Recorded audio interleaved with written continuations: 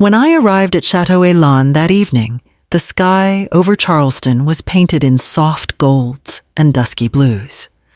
I'd taken my time getting ready, polished earrings, the silk scarf Miles bought me for my birthday, and a dress that whispered dignity without begging for attention. Tonight was supposed to be a celebration.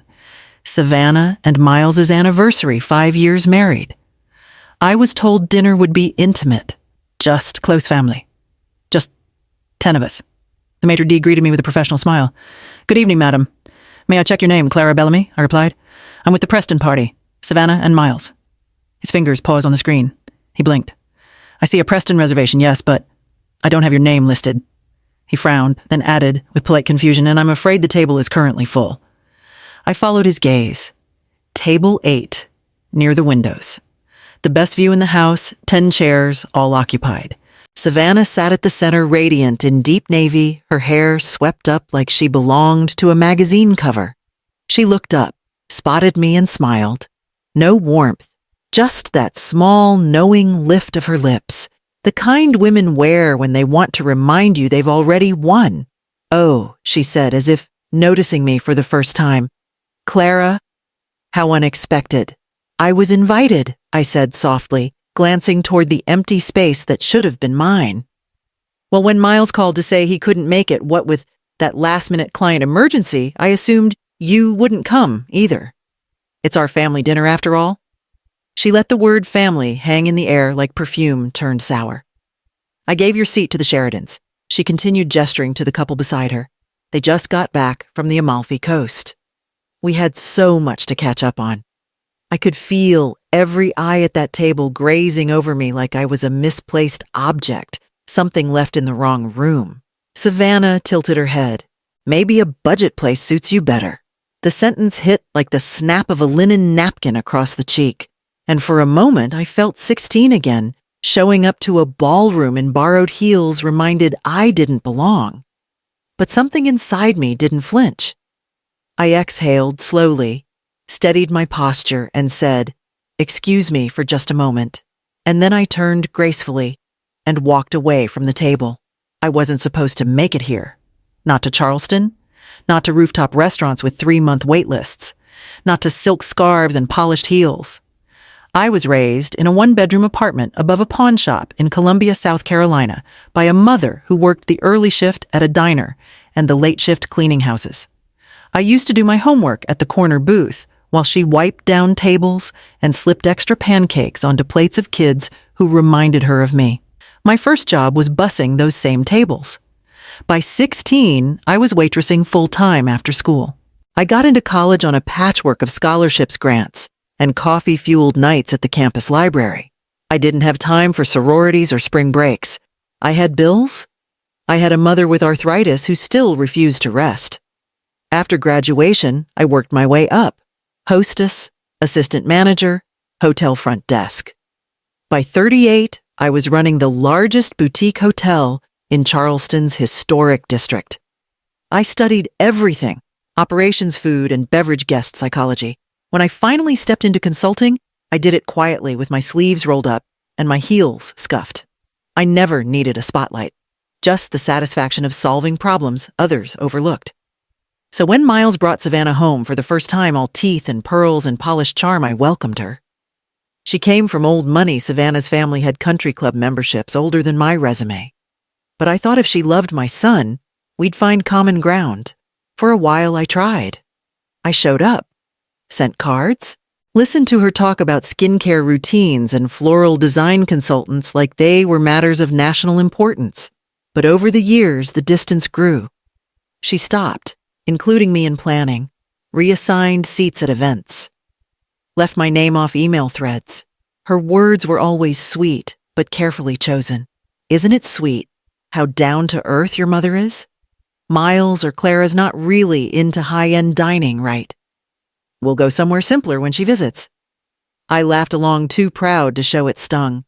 Miles, bless him, missed every cue. He thought we were fine, but the truth is, I knew what she was doing.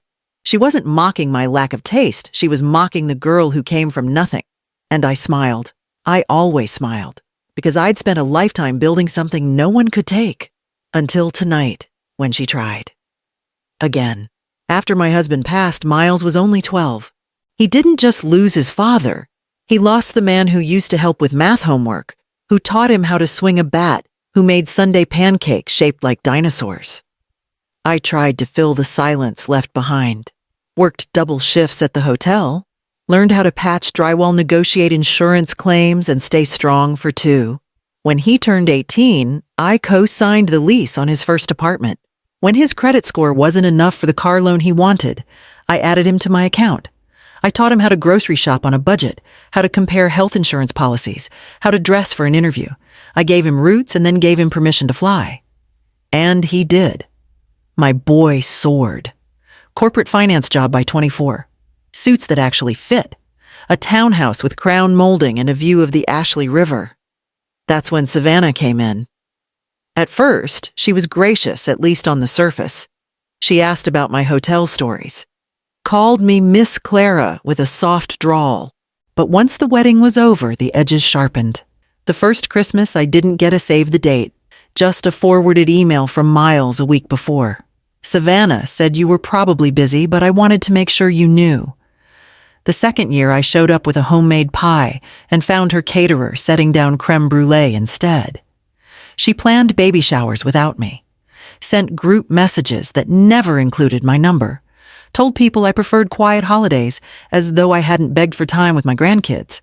Still, I stayed kind. Still, I showed up when I was allowed. When Miles called last week excited about the anniversary dinner, I heard the hope in his voice. Savannah wants it to be elegant. She thought Chateau Elan would be perfect. You'll come, right? I said yes because he asked. Because I still believed there was a place for me. But now, standing at the edge of that table, 10 seats, none for me, I realized the place I thought I'd earned had been slowly erased. Not with shouting, but with smiles and omission, with paper invitations that never came, with plans whispered just out of reach. And Savannah, with her champagne glass and smug tilt of the chin, had drawn the final line. I didn't say a word. Not to Savannah, not to the table watching me like I'd interrupted something sacred. I just turned quietly and walked. The host was still at his podium. I approached with calm I didn't entirely feel.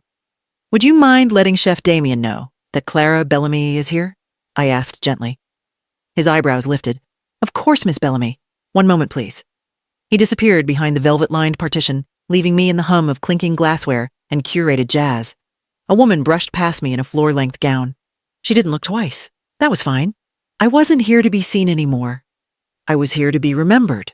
When the kitchen doors opened, Chef Damien emerged with that same boundless energy I remembered from 2 years ago. Apron crisp sleeves rolled to the elbows, hands still dusted with flour. Clara, he boomed his voice, cutting across the room like a cheerful gong. He moved, fast arms outstretched. Why didn't you tell me you were coming? I'd have rolled out the red carpet. He hugged me without hesitation, flour and all, and suddenly the room shifted. Heads turned. Savannah's table hushed. I was just here for dinner, I said, keeping my voice even. But it looks like there was a mix-up. Damien's smile faded as he followed my glance. He saw it, 10 seats none for me. And Savannah frozen with her flute midair. A mix-up at my restaurant known? Absolutely not. He turned toward the host with purposeful calm. Set table 12. I want Miss Bellamy at the chef's table tonight. The chef's table, the host repeated. Damien nodded. She's the reason we have one. As the staff moved to prepare the table, I felt the ground steady beneath me again. I hadn't planned a scene. I hadn't asked for a throne. I simply returned to a place I had once helped rebuild quietly without applause. And now I was being seated in the spot reserved for those who make things better. The table was being set before I even crossed the floor. Crisp linen, polished silver. A single candle in a glass globe that cast gentle halos across the surface. It sat near the open kitchen where I could see the staff moving like clockwork, coordinated, confident, alive. 2 years ago, none of that had existed. Chef Damien pulled out the chair himself. Sit, Clara. Let us take care of you tonight. The maitre d' returned with a bottle tucked carefully in his arm. The 2012 Napa Syrah, a bold choice, Miss Bellamy's signature touch, if I recall. I smiled, not because I needed to prove anything, but because they remembered. That wine had been my idea, one that helped shift their pairing program from pretentious to personal. Plates arrived like a quiet symphony. The amuse-bouche was a beet crisp with goat cheese mousse and a citrus reduction, one of the first dishes I ever encouraged Damien to bring back after he scrapped half his original menu out of fear it wasn't elevated enough. I sipped, savored, breathed. Across the room, Savannah had gone still. She wasn't eating, just watching. The other guests followed her gaze, their smiles, faltering laughter, shrinking into low murmurs. I didn't look away. I didn't gloat. I simply existed unapologetically. There was a time I would have texted Miles, told him what happened, asked him why she kept doing this, why he never stopped her. But tonight wasn't about needing rescue. Tonight, I didn't want to explain anything. A young server set down the second course, a roasted quail over wild rice pilaf glazed with a honey lavender reduction I'd helped brainstorm. Chef said this one's especially for you, she said quietly. It's off menu. Inspired by your notes. I nodded my thanks. My voice might have failed if I spoke. The tablecloth under my fingers felt like closure. I wasn't seated here because someone took pity. I was here because I'd once stepped into this place when it was crumbling and helped it find itself again. Now I wasn't asking for a seat. I was taking mine. I'd just finished the quail and was swirling the syrah gently in its glass when I heard the sharp click of heels behind me. Savannah's perfume hit first, oversweet and frantic, then her voice tight with forced calm. Well, she said, standing just behind my chair, this is quite the coincidence. I looked up. Her smile was brittle, her eyes scanning the surrounding tables as if to make sure someone was watching. You must have pulled some strings, she said, a touch louder than necessary. Chef's table signature wine, how convenient. I set my glass down. Savannah. She blinked, surprised I wasn't flustered. Maybe she expected me to scramble, explain, shrink. But I had no reason to. I didn't pull anything. I came here for dinner. You didn't make room. So I found my place elsewhere. You could have just left, she hissed, voice low, now sharp. I turned fully in my chair, resting my hands in my lap. I didn't take your seat, Savannah. You gave mine away. And I simply sat at the one I earned. Chef Damien appeared beside us before she could respond, wiping his hands on his apron. Miss Bellamy, he said warmly, placing a gentle hand on my shoulder, has been instrumental to our success. Her insights rebuilt this restaurant from the inside out. He glanced at Savannah, who faltered. I'd ask that she be treated with the same respect she gave us when we were struggling to survive. There was no mistaking his tone. Other guests had turned to listen. The soft clink of flatware slowed. Even the Andersons, the couple she'd added in my place, shifted uncomfortably in their seats. Savannah's mouth opened, but no words came. She glanced around, realizing just how many eyes were on her now. Not mine. Theirs. She stepped back, one hand gripping the strap of her clutch. Well, she muttered, enjoy your dinner. I nodded once and turned back to my plate, calm and unbothered. Let her return to her stage. But the spotlight had already moved. By the time my third course arrived, a delicately seared scallop nestled in corn puree with a citrus drizzle, the air at Savannah's table had shifted. The conversation, once bubbly and bright, had thinned to murmurs. Forks moved slower. Smiles faded between bites. I didn't need to look to know what they were saying. One of Savannah's friends, Grace, I think, stood up quietly and whispered something in her ear before gathering her purse and excusing herself. Her husband followed a few moments later with an apologetic glance in my direction. The Sheridans, the couple who had taken the seat meant for me, looked especially uncomfortable now. He kept checking his watch. She stirred her wine without sipping. It was Miles' Aunt Lorraine who finally broke the invisible barrier. She rose, walked slowly across the dining room, and settled herself across from me at table 12 without saying a word.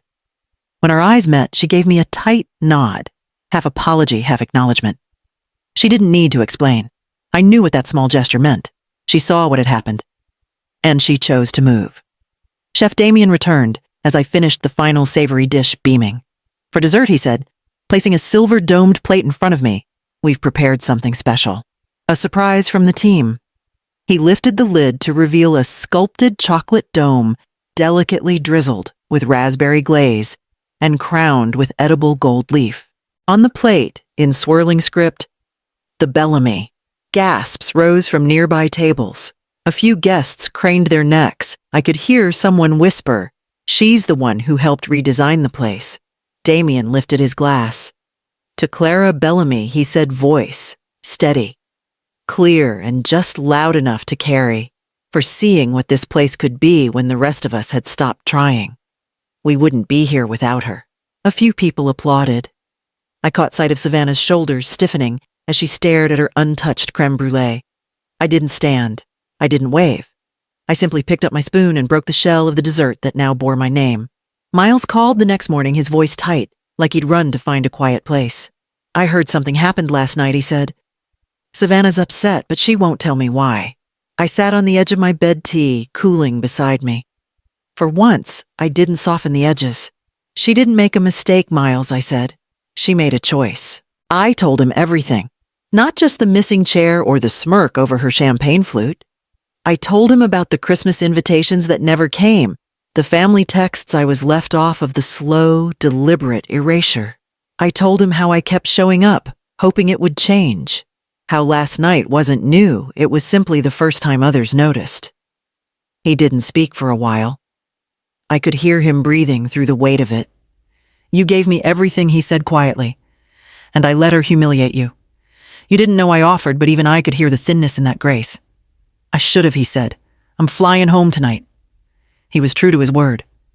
By the next afternoon, Savannah was packing a weekender bag while Miles stood in the doorway, arms crossed, jaw tight. "I just need space," he told her. "I need to think. And you need to think about how you treat people."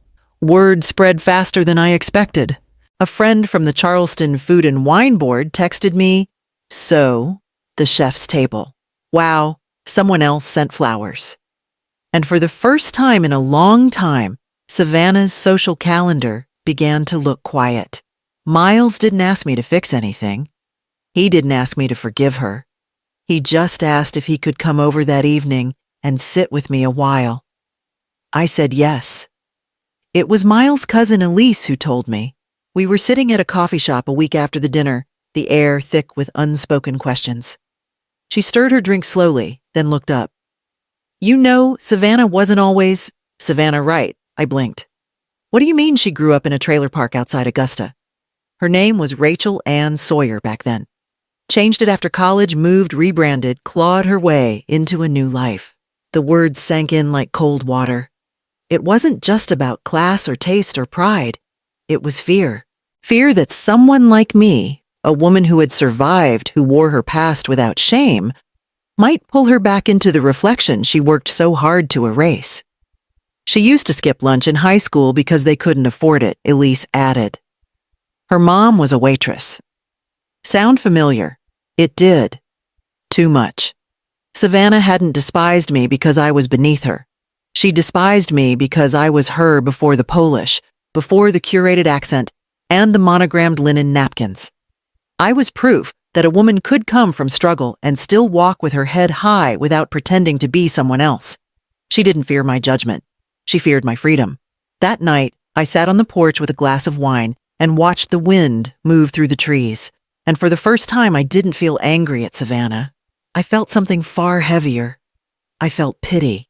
The cottage isn't large, but it's mine. White shutters, herb garden by the porch, and the scent of salt in the air every time I open the windows. Peace has a sound here. Quiet waves tapping the dock. Pages turning over morning coffee, no one interrupting to correct my tone or shrink my story. Miles comes by every Sunday. We talk less about Savannah these days. He's still figuring things out. Some losses take time to settle into truth, but he brings flowers sometimes. Other times, just silence and presence. Word about the dinner traveled farther than I expected. A feature in Charleston Table called me the quiet force behind the city's dining renaissance. They published 2 of my recipes, one of them my mother's sweet potato cornbread. Now I mentor a few young women, first-generation college students, daughters of line cooks and servers. I tell them what no one told me, that humility and confidence can live in the same body that no one can revoke your worth when it's been earned through sweat and soul. Savannah's name still floats in social circles, but with less reverence. A few clubs quietly removed her from their guest lists. Her own curated image began to blur. But that's not my story. I'm no longer known as Miles's mother. I'm Clara Bellamy, consultant, strategist, woman who turned a broken kitchen into a name people now whisper with respect. And in the quiet, I finally started to believe it myself. The table isn't long. It doesn't glisten or boast a nameplate, but it holds laughter second helpings and hands that reach across for more than just food. Tonight, I host 6. Miles, of course. Aunt Lorraine, who brings her famous okra and doesn't take no for an answer. 2 of my mentees, nervous at first, but now swapping stories with the ease of women who feel seen. Chef Damien and his wife, who insisted on bringing dessert. I pour the Bellamy cocktail from a small decanter chilled in my freezer. The bourbon's warm. The cherry syrup is homemade. The balance mine. And at the far end of the table by the window sits a single empty chair. Not for Savannah, not in memory or in malice, but as a symbol.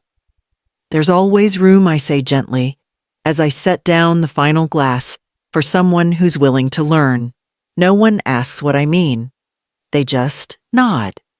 They understand. We eat. We talk about menus and dreams, and the kind of kitchens we'd build if no one told us what couldn't be done. We talk like people who've been underestimated and came out better for it. And when the night winds down and the candles burn low, I look around the room and realize something simple and unshakable. I didn't get the seat they offered me. I built my own table, and every chair at it holds something they could never take away.